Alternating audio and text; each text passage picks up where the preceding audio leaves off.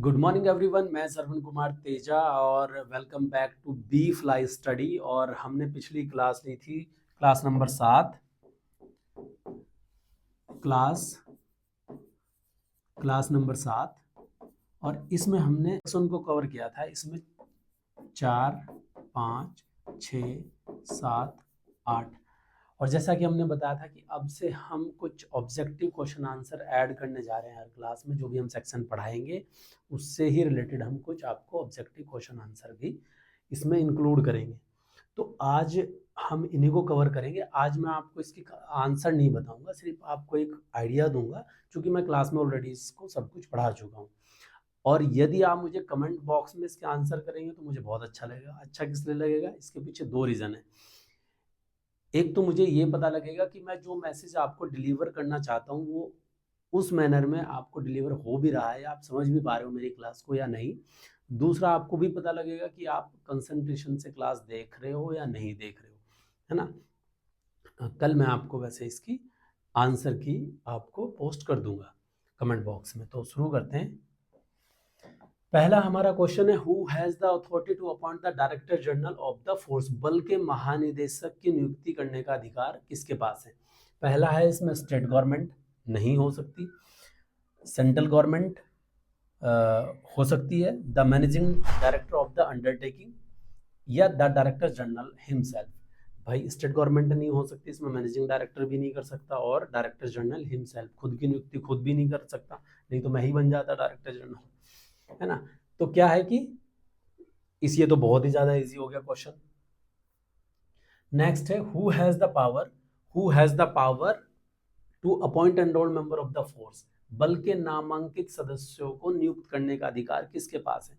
सबसे पहला है इसमें सेंट्रल गवर्नमेंट, दूसरा है इसमें स्टेट गवर्नमेंट, और तीसरा है इसमें डायरेक्टर जनरल, और फोर्थ है managing director of the undertaking. इसमें मैनेजिंग डायरेक्टर नहीं हो सकता और स्टेट गवर्नमेंट नहीं हो सकती, क्योंकि इनका कोई मतलब नहीं है, सेंट्रल गवर्नमेंट की फोर्स है ये। What document is issued to enroll member of the force upon appointment? नियुक्ति के समय सेना के नामांकित सदस्य को कौन सा दस्तावेज जारी किया जाता है? इसमें पहला है आपका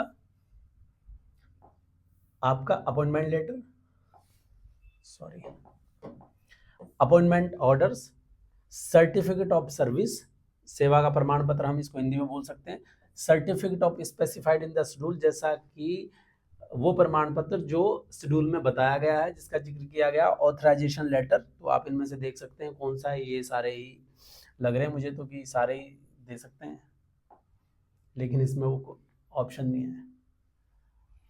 who has the superintendence of the force? बल का अधीक्षण कौन करता है? इसमें डायरेक्टर जनरल आ जाते हैं आपके फर्स्ट में, सेंट्रल गवर्नमेंट आ जाती है सेकंड में, मैनेजिंग डायरेक्टर तो हो ही नहीं सकता, और फिर उसका सुपरवाइजरी ऑफिसर्स आ जाते हैं।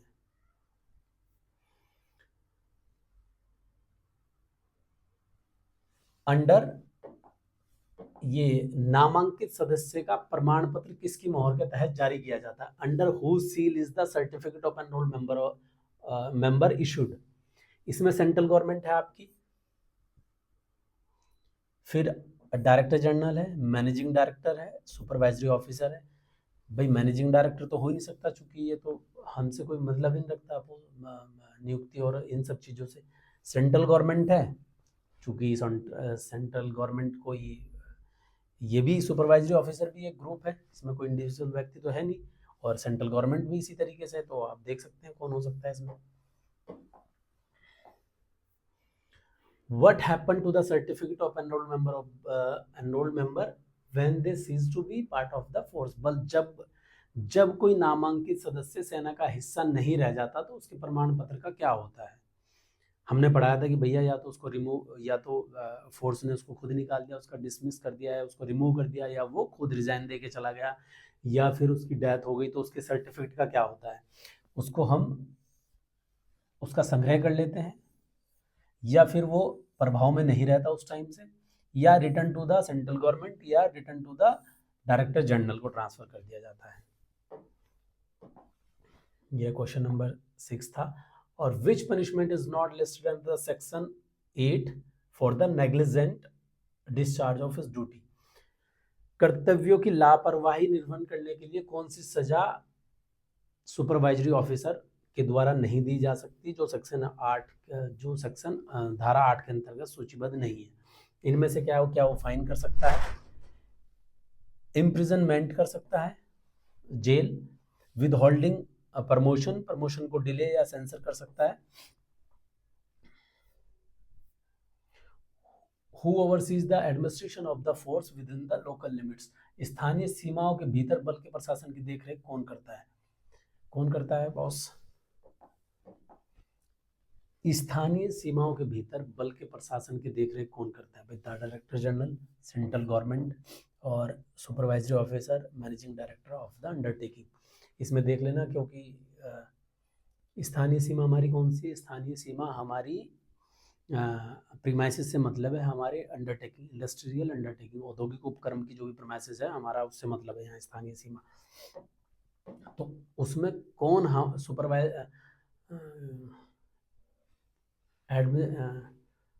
प्रशासन की देखरेख कौन करता है? तो आप समझदार हो, आप समझ गए होंगे। Which article of the constitution is the refer to the section 8 regarding the dismissal and removal? संविधान के किस अनुच्छेद में धारा 8 में बर्खास्तगी और निष्कासन का उल्लेख है? भाई आर्टिकल्स तो बहुत सारे हैं, तो इनमें से तो सिर्फ आपको याद ही करने में फायदा है, तो इसमें मैं आपको समझने का सजेस्ट नहीं करूंगा। आर्टिकल 309, 310, 311, 312 क्लास की शुरुआत में ही वैसे हमने पढ़ाया था, इसको आप देखोगे तो आपको समझ आ जाएगा। नहीं, आपको कोई भी क्वेश्चन नहीं समझ में आता तो आप दोबारा क्लास देखोगे तो डेफिनेटली आपको समझ में आ जाएगा। कोई इतने हार्ड क्वेश्चन नहीं बनाए हमने। औद्योगिक उपक्रमों के प्रभारी पर्यवेक्षी अधिकारियों को सामान्य पर्यवेक्षण और नियंत्रण कौन प्रदान करता है? इसको इंग्लिश और हिंदी में दोनों को पढ़ लेना, नहीं तो समस्या आएगी। Who has the provide the general supervision and the control to the supervisory officer? Supervisory officer in charge of industrial undertaking.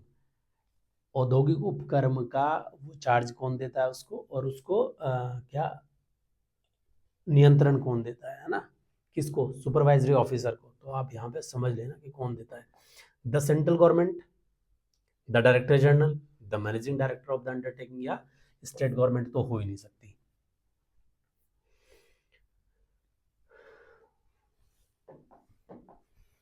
Under section 8 what is the maximum fine that can be imposed? अधिकतम section धारा में कौन सा fine, हम अधिकतम fine कितना दे सकते हैं? इसका भी हमने जिक्र किया था। Enrolled member of the force, और धारा 8 के अंतर्गत ड्यूटी में लापरवाही के लिए बल के किसी नामांकित सदस्य पर अधिकतम कितना जुर्माना लगाया जा सकता है? फाइन नोट 10 डेज से ज़्यादा, 7 डेज से ज़्यादा, 5 डेज या 1 मंथ? कौन सा है? समझने का तो इसमें कुछ है नहीं, पढ़ना ही पड़ेगा, याद ही करना पड़ेगा।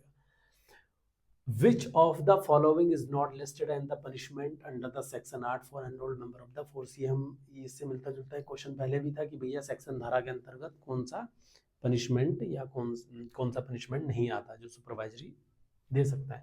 With holding of the promotion, वो प्रमोशन को डिले कर सकता है, रिडक्शन इन पे स्केल कर सकता है, imprisonment for the short terms, वो क्या कम समय के लिए आपको जेल भेज सकता है, या फिर सेंसर।